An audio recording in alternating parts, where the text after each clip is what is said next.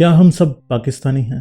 ایک پاکستانی کی پہچان کیا ہے؟ پاکستانی ہونے کی شرط کیا ہے؟ کیا اس کے لیے پاکستان نام کے ملک کی زمین کا باسی ہونا کافی ہے؟ کیونکہ آج پاکستانی ہونے کے لیے کئی ایک ایسے پیمانے رکھ دیے گئے ہیں جو اس دھرتی کے حقیقی پیمانے نہیں، جو انسانیت سوز ہیں، جو اس دھرتی کے بچوں میں تفریق کی وہ لکیریں کھینچتے ہیں جو اس کے سینے کو تار تار کرتی جا رہی ہیں۔ مگر پاکستان کا مطلب کیا لا الہ الا اللہ نے تفریق کی وہ بنیاد رکھی ہے جس کی بنا پر آج ہر کمزور مظلوم بن چکا ہے اور ہر طاقتور ظالم۔ پاکستانی ریاست ایک ایسی کتیا بن چکی ہے جو بچے تو ہر رنگ کے جنتی ہے مگر پیار صرف سفید رنگ والوں سے کرتی ہے۔ آج بات یہاں تک پہنچ چکی ہے کہ آرمی چیف کو بھی کالے رنگ کا دھبا دھونے کے لیے حج کی واشنگ مشین سے ڈرائی کلین کروانا پڑتا ہے۔ کل جنید حفیظ سے متعلق فیصلہ آیا جس نے اس ملک میں ہر سوچنے والے شخص کو مایوس کر دیا، مگر یہ کوئی انہونی بات نہیں، ہم ان باتوں کے عادی ہو چکے ہیں۔ کون ہے جنید حفیظ؟ جنید حفیظ ایک پاکستانی ہے، اس دھرتی کا ایک ہونہار بیٹا ہے، ایک معلم اور استاد ہے، مگر اس شخص پر سزا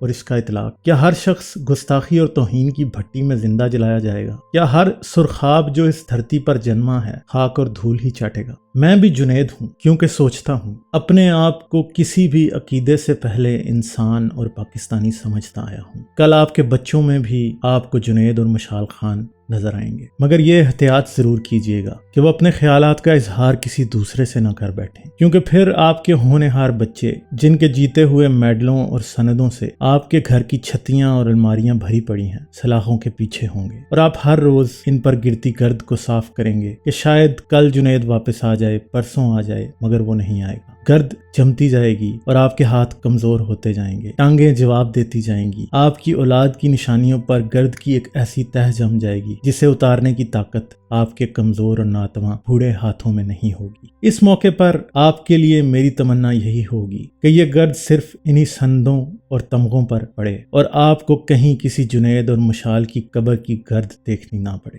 مگر آج جب کسی کا جنید سلاخوں کے پیچھے ہے، جب کسی کا جنید ہڈیوں کا ایک ڈھانچہ بن چکا ہے، تو آپ کی مذہبی اور نظریاتی پارسائی ایک سیسا پلائی دیوار کی طرح آپ کی انسانیت کے سامنے بند باندھے کھڑی ہے۔ آج آپ کے دل میں رحم نہیں کیونکہ جنید کسی اور کا ہے اور مذہب آپ کا، مگر کل جنید آپ کا اور مذہب کسی اور کا ہوگا، کیونکہ جس دن جنید آپ کا اپنا ہوا اس دن مذہب، قانون، ریاست، طاقت سبھی کسی اور کی ہوگی، مگر جنید صرف آپ کا ہوگا۔ کمزوری، مظلومیت، محکومیت، مشکل اور نہ جانے کیا کچھ آپ کا ہوگا۔ آنسو آپ کے ہوں گے، آپ دن رات ایک امید لیے مریں گے، جی ہاں مریں گے، جئیں گے نہیں، اور اس کی وجہ صرف یہی ہے کہ آپ نے ایک جنید پر بہنے والے آنسوؤں کا خیال نہ کیا۔ آپ نے سمجھا کہ یہ جنید گستاخ ہے، اسے ضرور مرنا چاہیے، مگر یاد رکھیے آج کے دور میں ہر بچے میں ایک جنید، ایک مشال بیٹھا ہے، اور ان کے سوالوں اور سوچ کو معاشرے اور نظریات کی کجروی روکتی تو بہت ہے مگر جوانی تو جنون ہوتی ہے۔ یہ تھوڑی نظریے اور معاشرے کی بندشوں کا خیال کرتی ہے۔ آپ ضرور آج جنید کو نظر انداز کر دیجئے،